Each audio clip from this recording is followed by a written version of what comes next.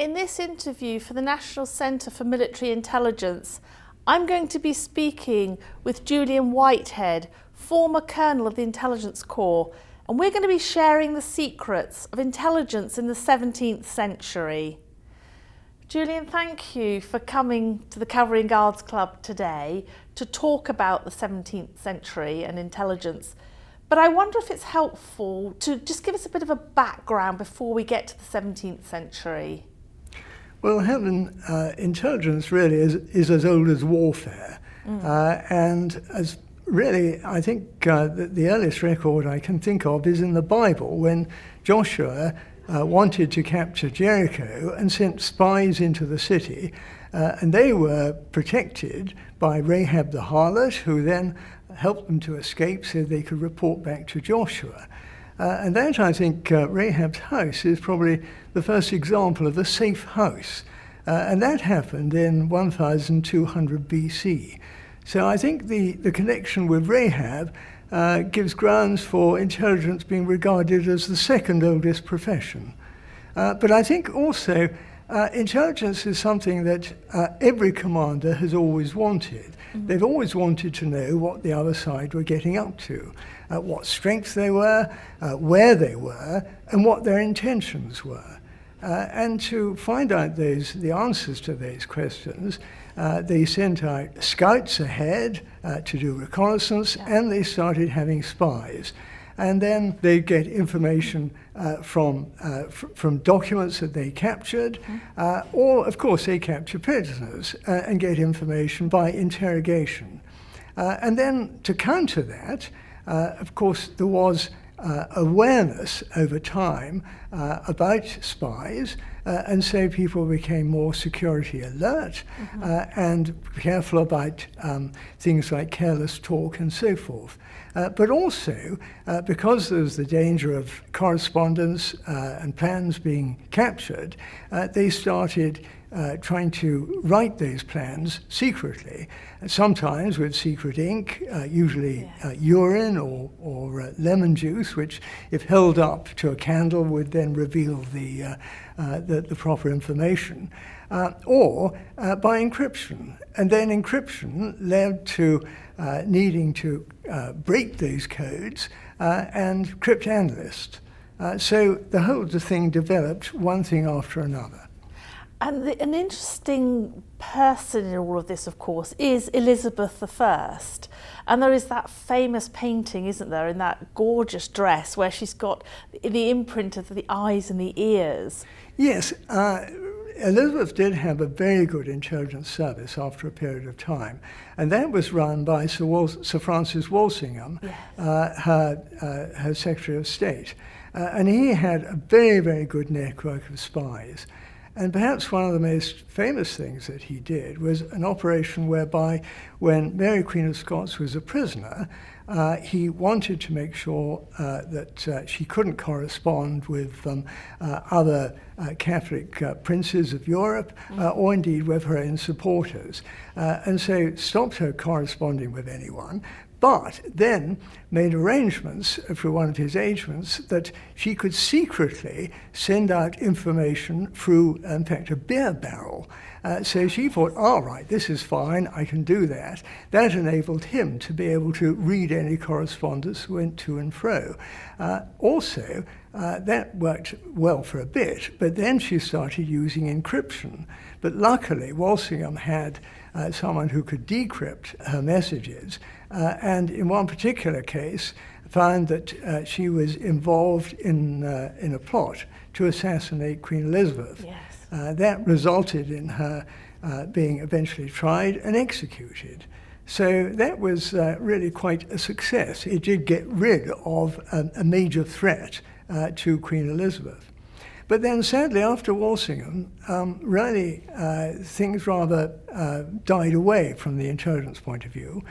James I came to the throne, and in 1604, he made peace with Spain, which was the big enemy. Yes. And then, apart from the odd naval expedition, until 1629, that's about 25 years, there was complete peace. Also, There's peace at home and peace abroad, and therefore no real requirement for intelligence.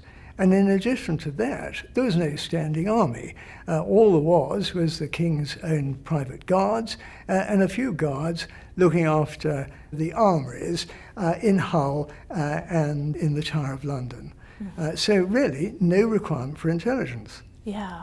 So, but things changed, don't they, with the Civil War? Right. Well, in fact, what happened was the first battle of the Civil War, the Battle of Edgehill, happened almost by accident. The Royalist forces and the parliamentary forces had no real idea where the other army was. And what happened was that some of Prince Rupert's soldiers were in a village looking for a suitable billet for him to stay the night. And they bumped into some parliamentary troops who were camped nearby. So both sides then dashed off back to their respective armies, and a pretty bloody battle took place the next day. And that resulted in both sides realizing that they need to organize intelligence to, if nothing else, find out where on earth the other army was. And to do that, they thought it'd be a good idea to have someone in charge of it. So they established Scoutmasters General. And so that really kicked the whole thing off. Can you explain something about the importance of these Scoutmasters? Yes. Within a year of the Battle of Edgehill, each army, and there were different armies in different parts of the country, some parliamentarian, some obviously royalist, but they all had their Scoutmasters General. And they obviously had scouts who did forward reconnaissance and so on, but those scouts also started running agents. And perhaps the Scoutmaster General we know most about is Sir Samuel Luke, who was the governor of the parliamentary depot at Newport Pagnell. Now, he in fact left some very good diaries, and so it gives us a very good insight into the way he managed things. He had his scouts, and most of those scouts were also running agents, and many of those agents were running casual contacts. And those reports all came back into him, and he built up a very good picture of the Royalist forces. His particular target was Oxford, which was the headquarters of the Royalist forces. Now, one tends to think of Oxford as a Royalist town, but in fact many of the ordinary citizens of Oxford were quite pro-parliamentarian. So it wasn't too difficult for his agents to start getting information from Oxford. And what was quite interesting is that the techniques that they used were not so different from the ones used in the Cold War. For example, dead letter boxes. What they do to pass information would be that an agent would put whatever his little security intelligence report was in perhaps a niche in a wall, mark that, and then his handler would come along, take it out, and of course the information would be passed without either side being seen. And so it would all be done in complete secrecy. That's incredible, isn't it? Because we think of that in the 20th century, these are kind of techniques, but that it's going on so early, 500 years earlier at least. Yes. So is there a particular agent that comes to mind that was significant in this period?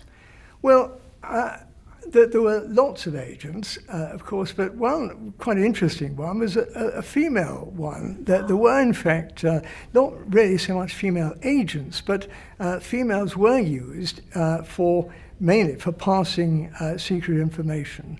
And perhaps the most well-known one of those is Lady Aubigny, who was a Royalist war widow, a young war widow. Her husband had been killed at the Battle of Edgehill, and she was asked to take some important documents to some Royalists in London who were trying to plan an uprising against the parliamentary forces.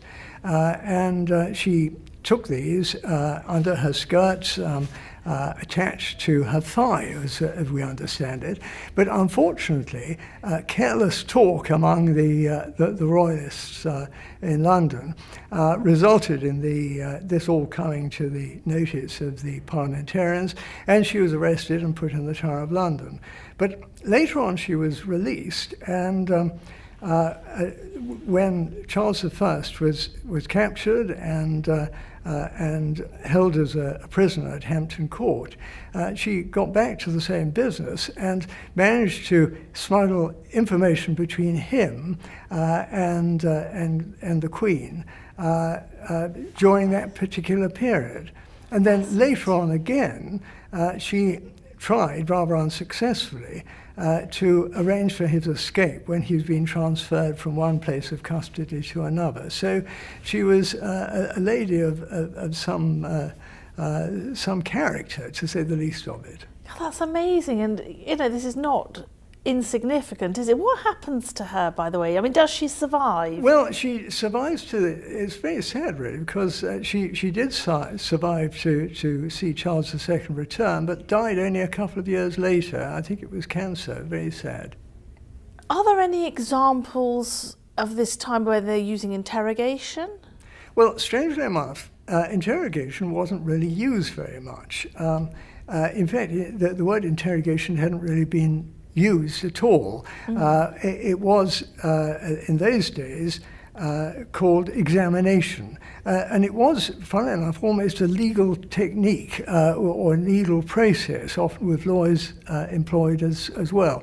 But that very rarely happened. One of the few cases where it did happen was when the Royalists were being besieged in Reading by the parliamentarians, and they wanted to send a message out, and sent this young officer, Flower, out to carry this message.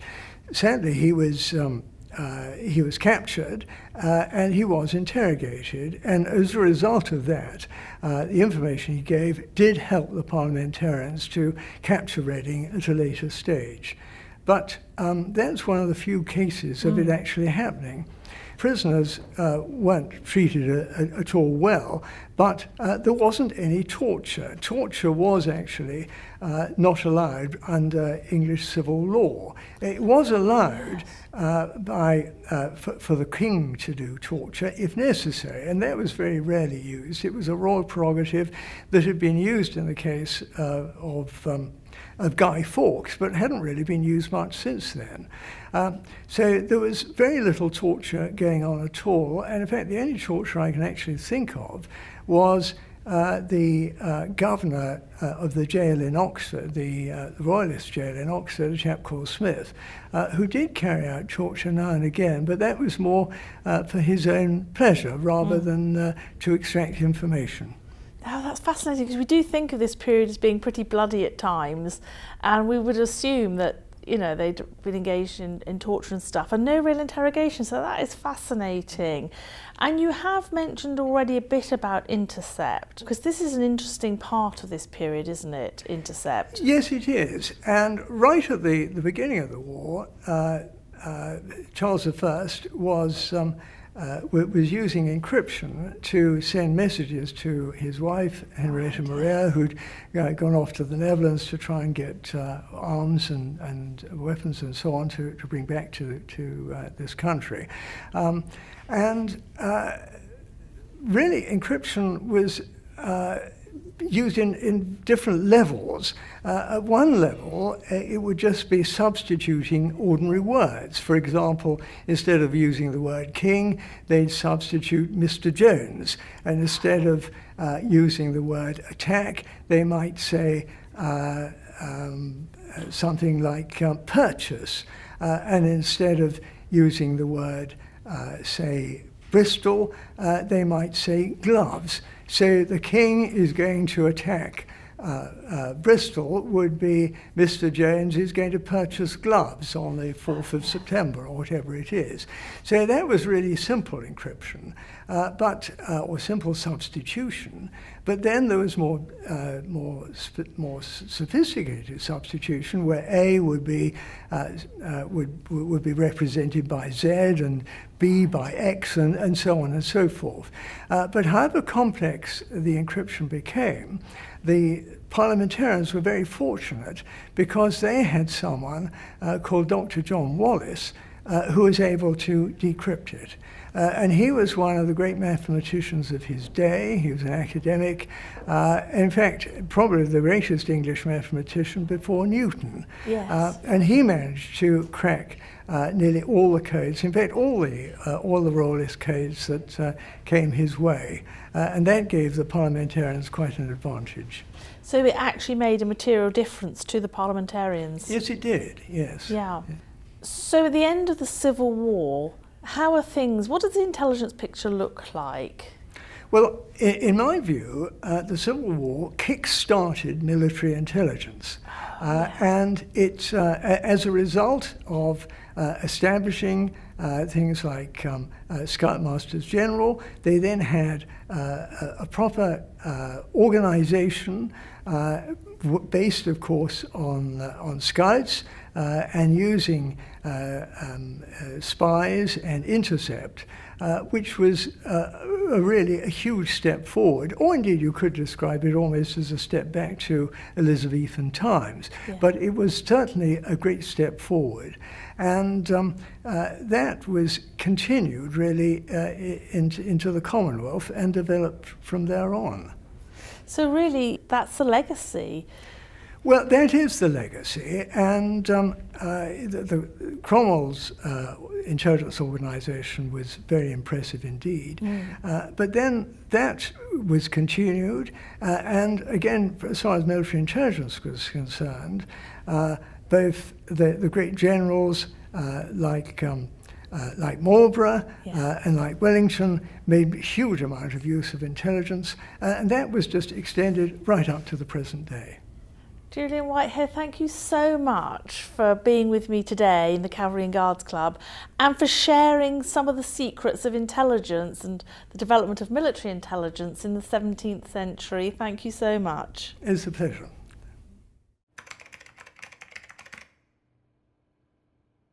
This has been a production for the National Centre for Military Intelligence. To find out more and to support the NCMI, please visit ncmi.co.uk.